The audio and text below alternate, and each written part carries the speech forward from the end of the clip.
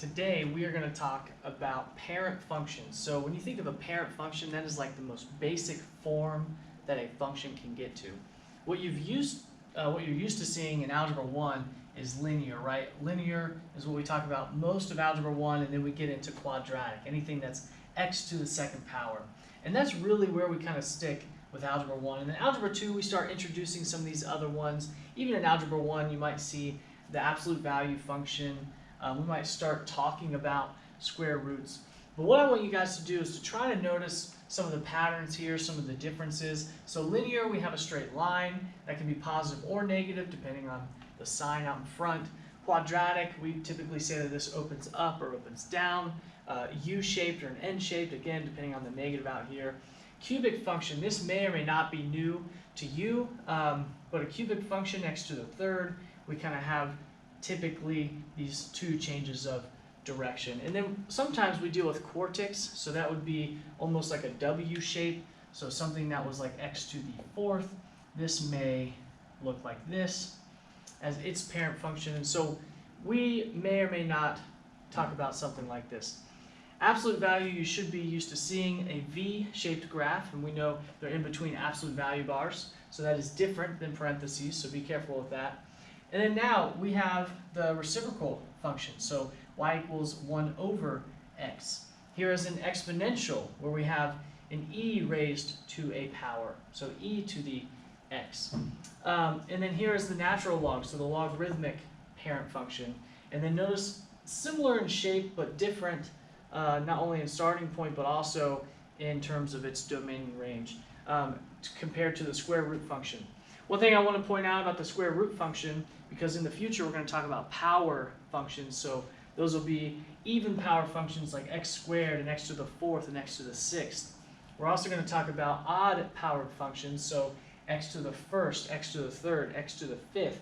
But then we're going to talk about fraction power functions. So for example, the square root, we can actually write this as x to the 1/2 power.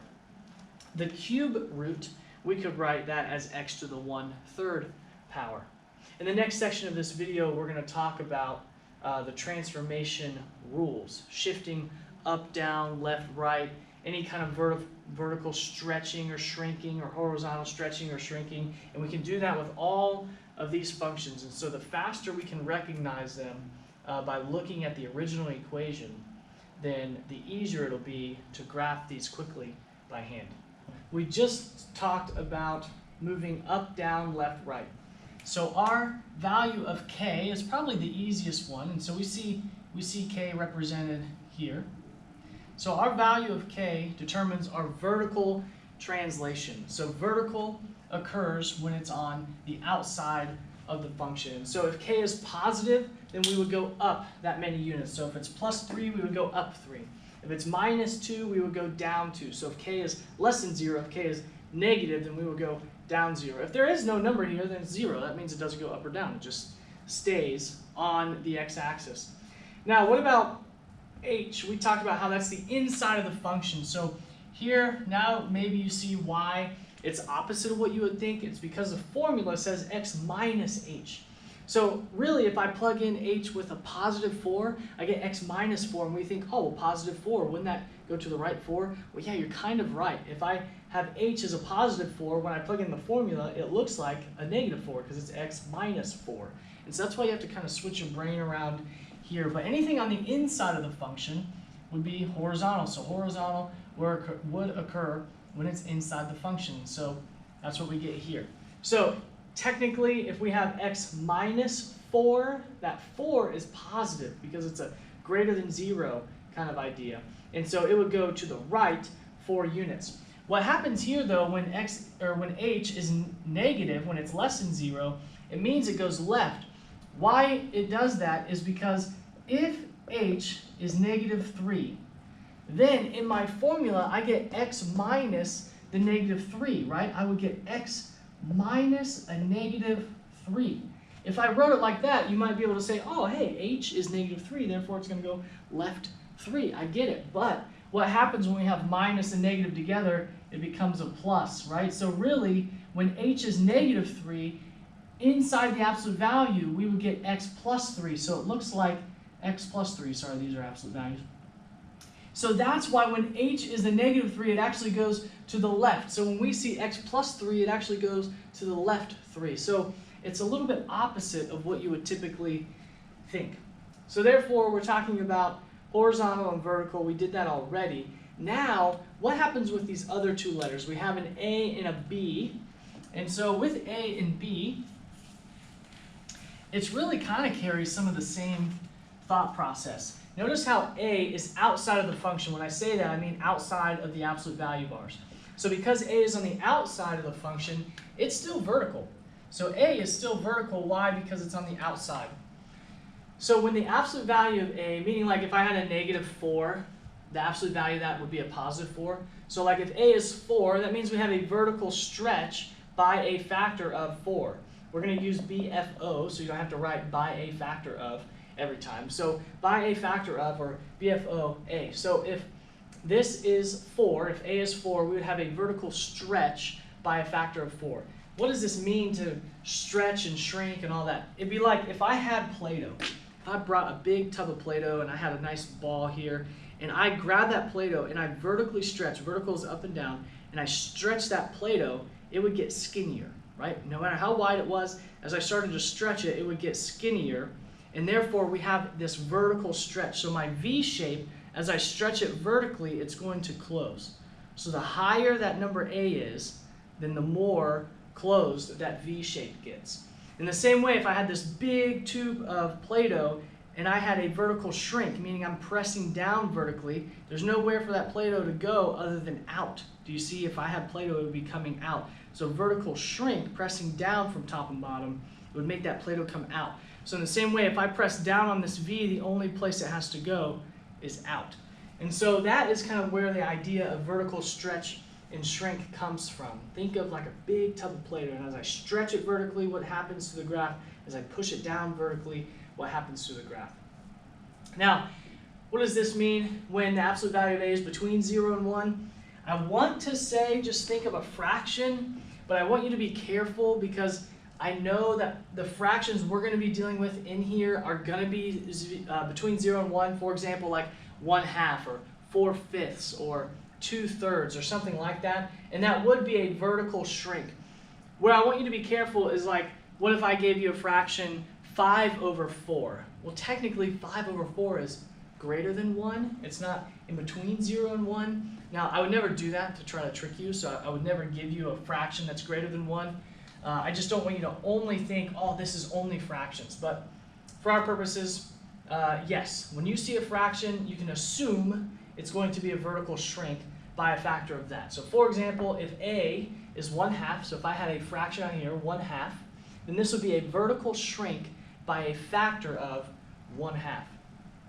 All right, what about on the inside of the function? So horizontal means inside. So this is inside the absolute value bar, so that means we're going to have a horizontal shrink or stretch. So horizontal is on the inside, and we can use the word high to remember that.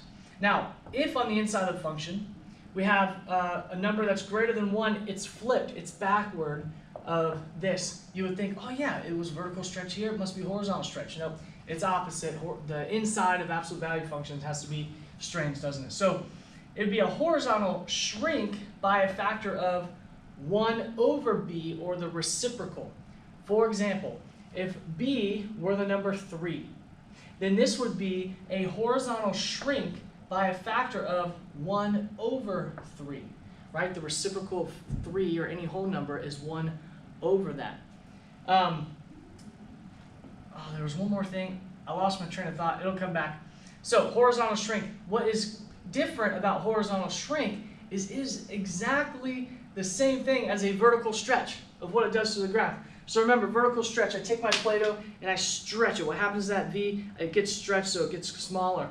A horizontal shrink, then, is where I have this big lump of Play-Doh and I'm pushing in from the left and right. So I'm shrinking it from the left and right. Well, what's going to happen to that Play-Doh? It's going to go up and down. So for example, if I had a V-shaped graph and I push in from left and right, it's going to close and it's going to be getting skinnier, right? So actually a vertical stretch is the same as a horizontal shrink. Very interesting. Also, a vertical shrink is the same as a horizontal stretch in terms of what it does graphically to the function in terms of what your eyes can see.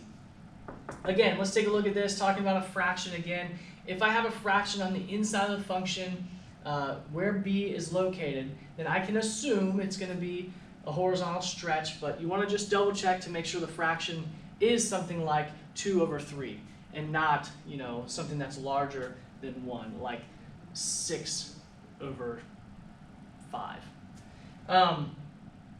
Okay, horizontal stretch. Now, in the same way with the Play-Doh example, a horizontal stretch, if I had this big lump of Play-Doh and I stretched it left and right, if I stretched it horizontally, what happened to that graph? So if I had this and I started pulling it left and right, it would open up. So do you see how a vertical shrink, which makes it open up wider, is the same as a horizontal stretch, which makes that open up wider? So they do the same thing, it's just their location may be different.